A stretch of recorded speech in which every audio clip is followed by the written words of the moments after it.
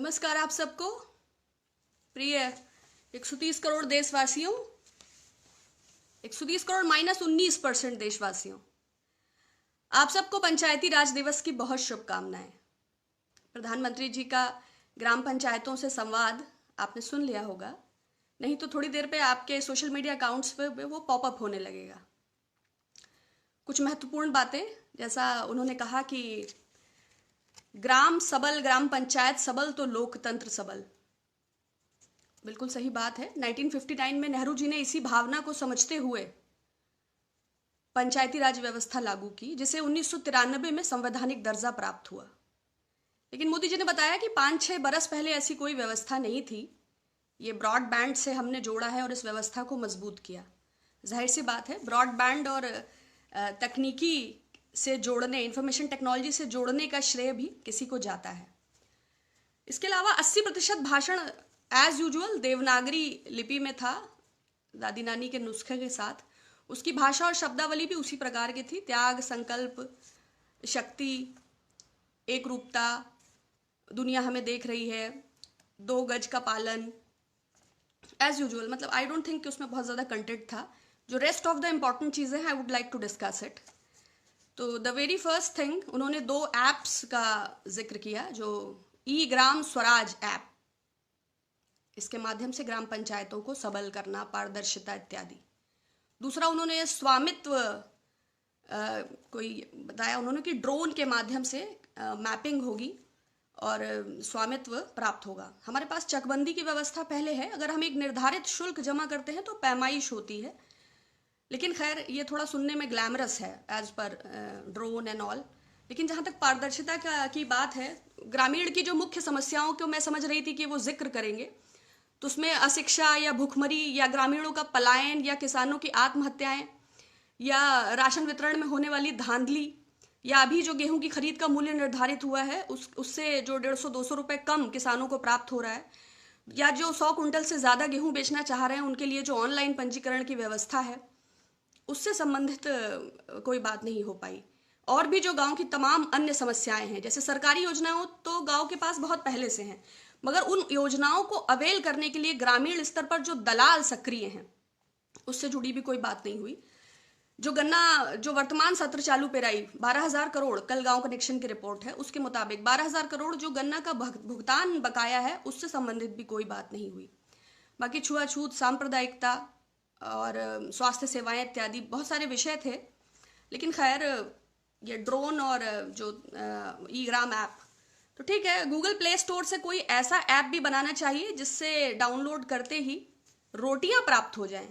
क्योंकि मैं जो देख पा रही हूँ, 2,40,000 ग्राम पंचायतें भारत में हैं, जिसमें 70% आबादी निवास करती है। और जो मेरे पास मेल्स भी बहुत सारे आए हैं, जो मैंने खुद भी देखा, उसके तहत बहुत भारी मात्रा में पलायन की समस्या गांवों में है। और इस वक्त अगर हम वर्तमान को देखते हैं, तो अभी बदायूं में सर्वर डाउन होने की वजह से 3 घंटे में सिर्फ 11 लोगों को राशन मिला और एक महिला की उसमें मृत्यु हो गई। तो ब्रॉडबैंड लाए हैं या 6 वर्ष में मजबूत किया है, जो भी किया है, पारदर्शिता ला रहे हैं, ऐप ला रहे हैं, धरातल पर इसका एग्जीक्यूशन जो किया है वही नहीं हो पा रहा है, तो आगे क्या करेंगे अब आई डोंट नो। तो कुल करीब 57 मिनट में जो बात हुई, उसमें ग्रामीणों के भोजन, ग्रामीणों के पलायन, ग्रामीणों के स्वास्थ्य और ग्रामीणों को राशन वितरण, या ग्रामीणों, मतलब उसमें कुछ ऐसा था नहीं 80%। इसके अलावा उन्होंने 2 महत्वपूर्ण बातें और करी, आई वुड लाइक टू। एक तो उन्होंने टीकाकरण का श्रेय लिया। तो टीकाकरण 1948 में BCG वाला, उसके बाद ट्यूबरकुलोसिस, उसके बाद इंडियन पीडियाट्रिक्स एसोसिएशन का एक आर्टिकल है 50 years ऑफ इम्यूनाइजेशन। मुझे लगता है कि वो मुफीद रहेगा पढ़ना। दूसरा, उन्होंने टीकाकरण के अलावा कुपोषण का भी उन्होंने जिक्र किया या क्रेडिट लिया, वॉटेवर। 1993 में नेशनल न्यूट्रिशन पॉलिसी महिला एवं कल्याण बाल विकास मंत्रालय से जोड़कर बराबर योजनाएं रही हैं। देखिए, मुझे कोई आपत्ति नहीं है भाषण से, बट मैं समझती हूँ कि जो विरासत है वो सम्मिलित है। अगर उस पर कोई वर्चस्व या एकाधिकार करने का प्रयास करता है तो ये एक प्रकार का अतिक्रमण है। और 20, 25, 30, 40, 50, 60 बरस की जो योजनाएं हैं, आप इन्हें इतिहास नहीं कह सकते। तो ठीक है, 2014 के बाद बहुत तरक्की हुई है, योजनाओं के नाम बदले गए हैं, लेकिन मैं मैं समझती हूँ कि ग्रामीण पंचायती राज दिवस पर नहीं श्रेय देना चाहिए था, तो कम से कम सत्य तो कहना चाहिए था। तो मैं थोड़ा असहमत हूँ प्रधानमंत्री जी के संभाषण से। इसके अतिरिक्त उसमें कुछ बहुत विशेष जिक्र करने योग्य नहीं था, लेकिन फिर भी अनुरोध तो किया जा सकता है कि राशन वितरण में होने वाली धांधली और गरीबों को भोजन सुनिश्चित हो। कोरोना संकट के चलते अगर कोई सबसे ज़्यादा परेशान है तो वो हमारे कामगार और मजदूर और प्रवासी जो ये बाहर से सब आ रहे हैं। भोजन की बहुत समस्या है। अभी बेगूसराय में जो डेथ हुई राम महतो, पोस्टमार्टम में उसके पेट में अन्न का एक दाना भी नहीं था। अब ये लोग कौन सा ऐप डाउनलोड करेंगे, आई डोंट नो। दूसरा जो है महत्वपूर्ण बात, जो प्रश्न आया है उसी पर रहते हैं। दूसरा, सब लोगों ने बहुत आग्रह किया है, पत्रकारिता जगत के हमारे दीपक कलाल, माननीय आदरणीय श्री अर्नब गोस्वामी जी, तो गूगल के प्राप्त जानकारी के आधार पर 2017 में उन्होंने एक चैनल बनाया है। राजीव चंद्रशेखर कर कोई भाजपा के सांसद हैं, उनका वो चैनल है, नाम रिपब्लिक टीवी है। हालांकि नाम तो नहीं सही है, अल जजीरा होना चाहिए था। नहीं, माचिस के डिबिया में इतना शोर। तो बहुत उनका कहना है कि वो बहुत प्रख्यात पत्रकार हैं, उनका प्राइम टाइम शो है, उनकी बात का बहुत वजन है।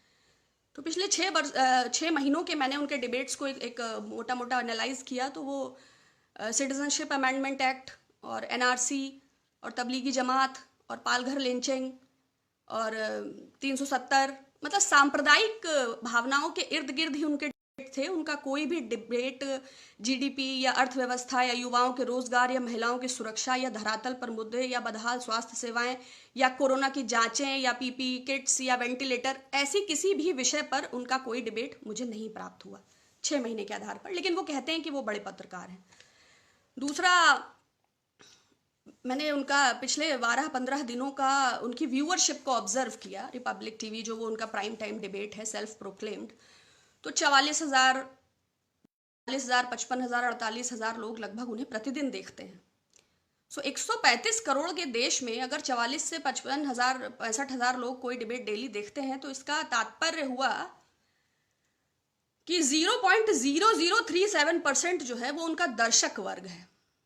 0.0037%, इतना विराट दर्शक वर्ग जिस पत्रकार का है, उस पत्रकार पर हमला, तो लोकतंत्र पे हमला है। सरकार को इसे गंभीरता से लेना चाहिए। ये एनएसए अजीत डोभाल जी को देखना चाहिए, या लश्कर तैयबा या हिजबुल मुजाहिदीन की कोई साजिश हो सकती है, और उनकी वाई श्रेणी की सुरक्षा को बढ़ाकर Z+ कर देना चाहिए। क्योंकि वाई श्रेणी आप समझते हैं ना, जो कपिल मिश्रा को मिली थी दिल्ली के दंगों में, हाँ, तो वो धरती पे दंगा करते हैं, ये हवा में दंगा करते हैं। मगर इनके चेहरे पे बहुत भय दिख रहा था। जो वीडियो उन्होंने बताया कि जो है वाई श्रेणी वालों ने रोका, 2 लड़के बाइक से थे, वो किस संगठन से जुड़े हैं, उनको किस पार्टी की अध्यक्षा ने भेजा है, ये बताने के लिए वो रुके, उसके बाद वो चले गए। जो लोग दिन भर लोगों की भीड़ में भय पैदा करते हैं, उन लोगों के लिए जो सब्जी बेचते हैं, जो कारीगर हैं, जो बुनकर हैं, जो श्रमिक हैं, जो छोटे छोटे उद्योगों में काम करते हैं, जिन्हें भीड़ से मारे जाने का खतरा है, और जो समाज में इस जहर को बोते हैं, जिनके पास Y+ की सुरक्षा है, उनको इतना डर। आपको क्या डर है? आपको बिल्कुल नहीं डरना चाहिए। लेकिन फिर भी सरकार को इनकी सुरक्षा गंभीरता से लेनी चाहिए, क्योंकि इनकी कितनी प्रतिष्ठा है? 0.0037%। इससे ज़्यादा तो हमारा खेसारी लाल पॉपुलर है। निरहुआ बहुत बड़ा सुपरस्टार है, तो क्या अमिताभ बच्चन हो जाएगा? सपना चौधरी जी लोक नृत्यांगना है। नोरा फतेही का अपना एक क्लाइंटेल है। तो there is a basic class difference between the people. तो जो टिप्पणी उन्होंने जिस पर की, उस पर मैं कोई टिप्पणी नहीं करूंगी, क्योंकि उससे योग्य ये व्यक्ति नहीं है कि समकक्ष रह के उस टिप्पणी का कोई बचाव किया जाए। हाँ, मेरे लिए एक चिंता है।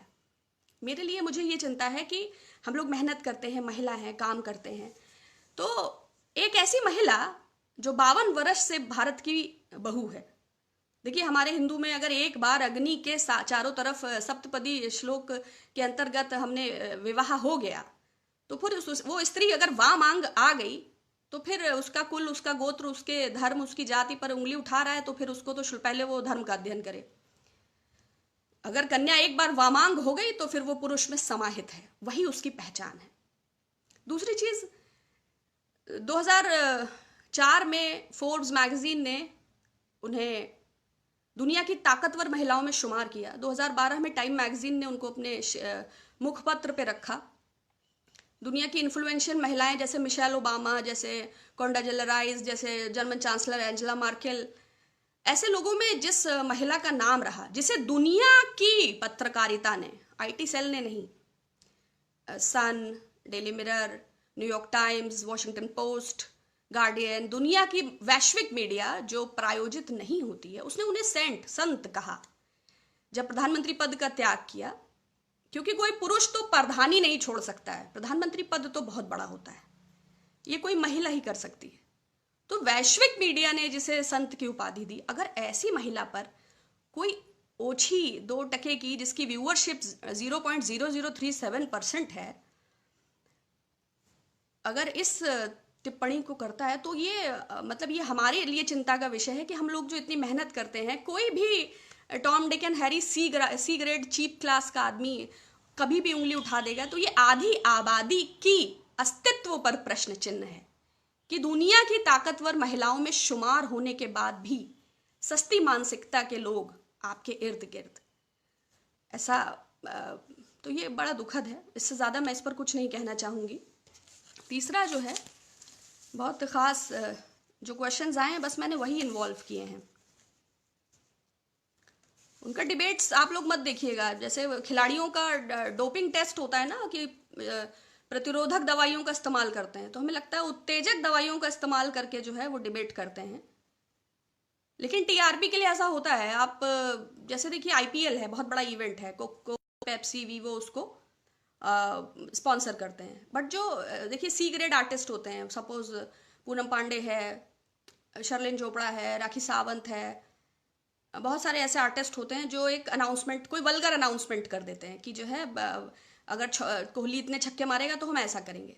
उससे क्या होता है कि जो उनका एक क्लास है, उनकी जो पोर्नोग्राफिक एरोटिक वेबसाइट्स हैं, वो ट्रैफिक डाइवर्ट होके उनकी वेबसाइट्स पर चला जाता है। तो उनको इससे थोड़ा सस्ती लोकप्रियता और टीआरपी के लिए लोग ऐसा करते हैं। तो ऐसे लोगों को एकदम गंभीरता से ना लिया जाए। सीता माता पे धोबी ने सतयुग में आरोप लगा दिया था, तो ये सब कलयुग के धोबी हैं। Don't take them as journalist, avoid them, boycott them and don't reply to them, right. तीसरा जो सबसे ज्यादा बात कही गई है वो है, मैम आपने पालघर की लिंचिंग पे कुछ नहीं बोला। देखिए मैंने पिछले डिबेट में पालघर की लिंचिंग पर बोला था, उससे ज्यादा बोलने का कोई प्रश्न नहीं है। अभी 2018 में स्वामी सानंद सरस्वती जी की जो गंगा की अविरलता और गंगा के खनन पे काम कर रहे थे, लगातार उपवास पे थे, प्रधानमंत्री जी को तमाम पत्र लिखे थे उन्होंने, उनकी मृत्यु हुई। संत वर्ग ने उसको ध्यान में भी नहीं लिया। बात वर्ग की नहीं है, बात यह है कि देखिए सामने वाले के पास एक ऐसी मशीनरी है जो किसी भी खबर को किसी भी लहर में तब्दील कर देता है। तमाम सारे पवन शर्मा, रजिया बानो बन के 2 रुपए 40 पैसे में ट्वीट करने लग जाते हैं। अब अर्नब गोस्वामी ट्रेंडिंग में है, 7 लाख लोग उसके फेवर में ट्वीट कर रहे हैं, तो आप क्या समझते हैं कि ये उसकी फॉलोइंग है? नहीं, इसके डिबेट को 44,000 आदमी देख रहा है। ये एनीवेज, आप you can understand it much better. हमें उस मशीनरी का शिकार नहीं होना है। ट्रैफिक को डाइवर्ट करने के लिए ऐसा किया जाता है ताकि हम बात ना कर सकें। हमें ये सोचना चाहिए कि 23,700 आदमी कोविड से संक्रमित हो चुका है, अभी तक टेस्टिंग की कोई व्यवस्था नहीं है। पर्सनल प्रोटेक्शन इक्विपमेंट्स इतनी चीप क्वालिटी के डॉक्टर्स को सप्लाई हुए हैं, उन पर कोई डिबेट नहीं हो रहा है। हमें ये पूछना चाहिए कि अभी तक सरकारों के पास वेंटिलेशन और जीवन रक्षक दवाइयों को लेकर कोई व्यवस्था नहीं है। तो हम विषयों पर बात ना कर सकें, इसलिए ऐसे विषयों को उठा दिया जाता है। और वो उठाना हम और आप नहीं उठाते हैं, उसके लिए एक पेड मशीनरी है। तो फेक न्यूज को अवॉइड करें, लोगों को जवाब देने के स्थान पर अनफ्रेंड, बायकॉट या ब्लॉक करें। इस समय 906 लोग जुड़े हैं।